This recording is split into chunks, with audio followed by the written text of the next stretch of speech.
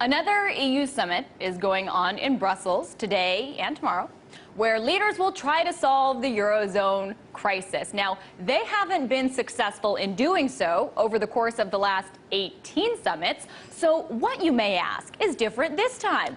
Well, now leaders have this plan for a so-called genuine economic and monetary union. It's coming out of the president of the European Council's office, that's Mr. Herman Van Rompuy. It lays out building blocks for fiscal, economic, and banking integration. But who is Herman Van Rompuy exactly? Well, you're not the first person to ask. The question that I want to ask, that we're all going to ask, is who are you? I'd never heard of you. Nobody in Europe had ever heard of you. Nevertheless, Van Rompuy and his Eurocrat friends and some elected leaders are trying to hold the currency union together as support fractures around them. They're trying to hold it together despite protests, bailouts, the election of neo-Nazis, the deflationary spiral down of economies and trajectory up of bond yields in places like Spain and Italy. And Nigel Farage, who you just heard from, has been very frank about the possible consequences he fears. Take a listen.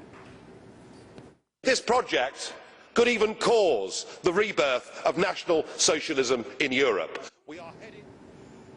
Stark prediction, more on that later. First, does Farage, the leader of the UK Independence Party, member of European Parliament, actually expect any earth-shattering decisions to be taken during this summit? Does he expect anything of substance to come from it that can change the current dynamics in Europe of rising borrowing costs for the periphery and the possible disintegration of the union? Well, let's see. Let me tell you what will happen tonight. Tonight, later on, after the 27 leaders have had dinner with the bureaucratic bosses of the EU, there'll be a press conference.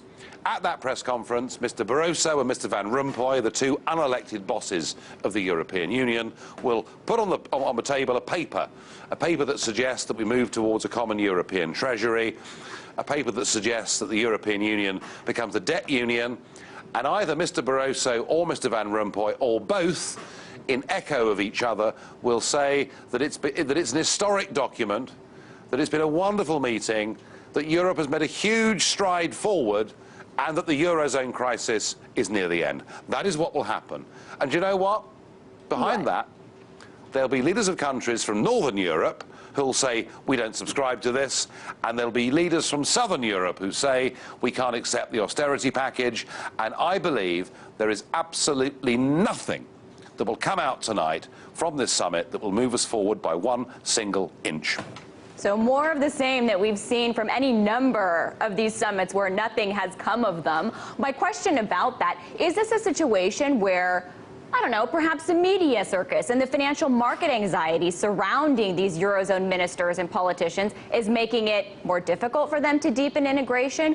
Or, hey, have they not been adroit enough in actually exploiting a crisis that's tailor-made as an excuse for further union for those who want it?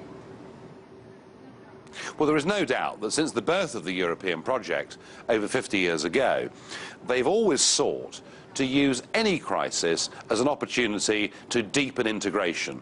And they're trying to do the same thing again, and that is what Mr. Van Rompuy's paper tonight proposes to do. But there is a problem.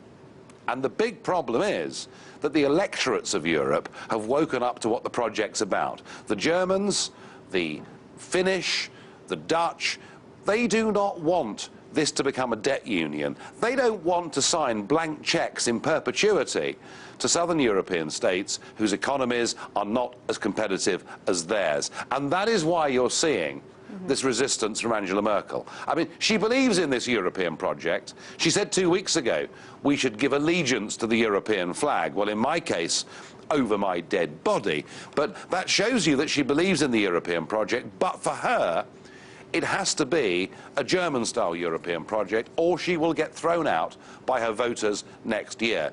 So, the decades when the bureaucrats and the leaders of countries could quietly meet and push forward a project of European integration are over because the electorates simply don't want it. And actually, what we've got here, I think, is an unbridgeable gulf between the culture of Northern Europe and the culture of Southern Europe. And what we do at these summits, and remember, this is summit number 19 since 2009, all we do is kick the can down the road. There's already talk of another summit in July. We reach no conclusions. The markets increasingly lose confidence, and who can blame them?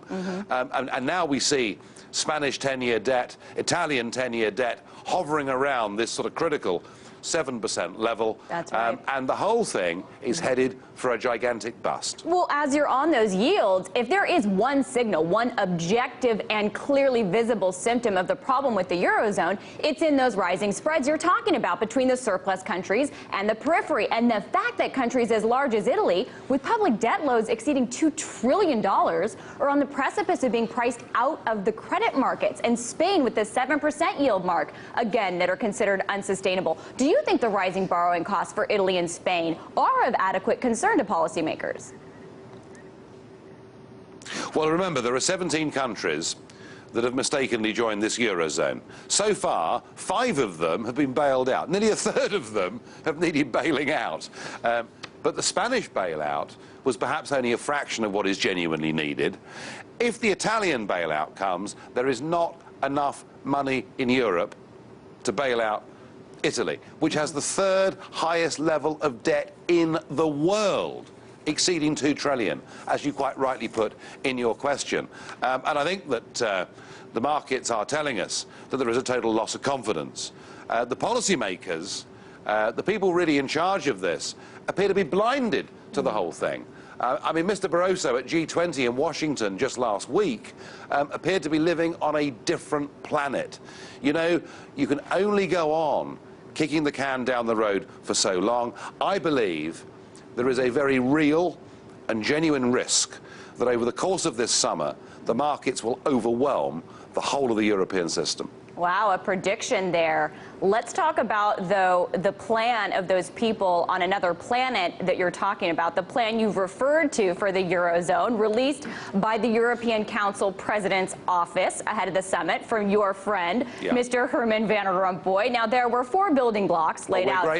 Go ahead. We're great mates. We really are great mates. Yeah. So he laid out 4 building blocks for further integration. It includes proposals such as European bank deposit insurance and debt sharing. But interestingly, the one that really stuck out to us is this 4th building block, which is ensuring the necessary democratic legitimacy and accountability of decision-making within the EMU based on the joint exercise of sovereignty for common policies and solidarity. So what does this mean? Do you interpret this as an attempt at further political integration?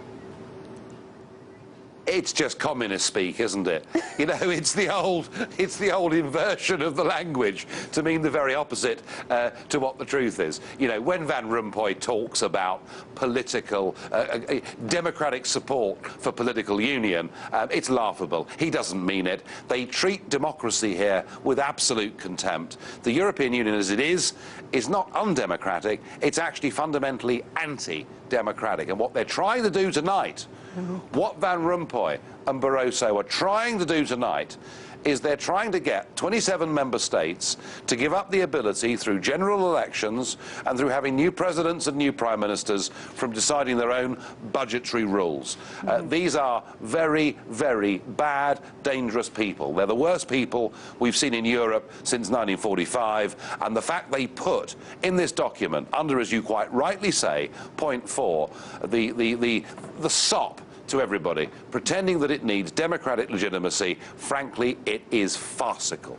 Well, and to saying the opposite of what they mean, it's very 1984 to conjure another year or literary reference. But just on this note, to be clear, when in this document, Van Rompuy talks about the close involvement of the European Parliament and national parliaments that are essential to this democratic legitimacy, are essentially, is this document calling for kind of a broader EU electoral process, an EU-wide process where the European Parliament has more power over the national governments? Well, they had the chance to do this. I mean, remember, these guys wrote a constitution for a political Europe 10 years ago. If ever there was a chance to democratise the European Union, that was it.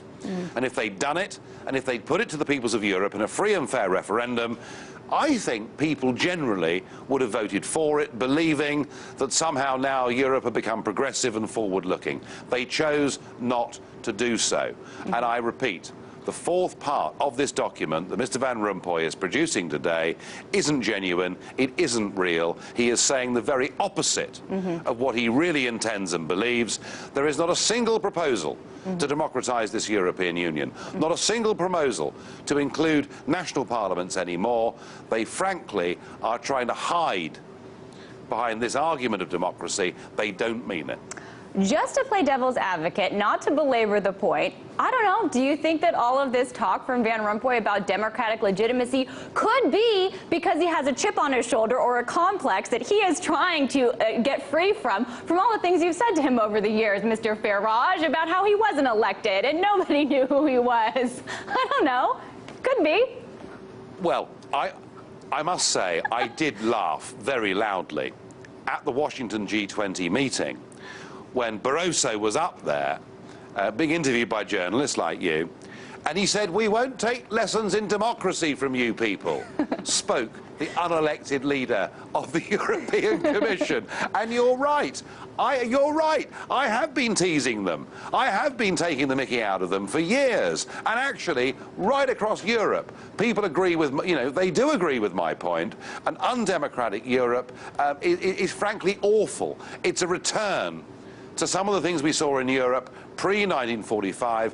They are sensitive to this point. They realise it's their Achilles heel, it's their vulnerability, and they're trying to deal with me in terms of rhetoric, but not in terms of substance. There you go. Still had more of my interview with leader of the UK Independence Party, Nigel Farage. He'll continue to take the mickey out of Europe, in his words. We talked to him about what happens when core support for the euro breaks down when everyone's looking to that core to prop it up.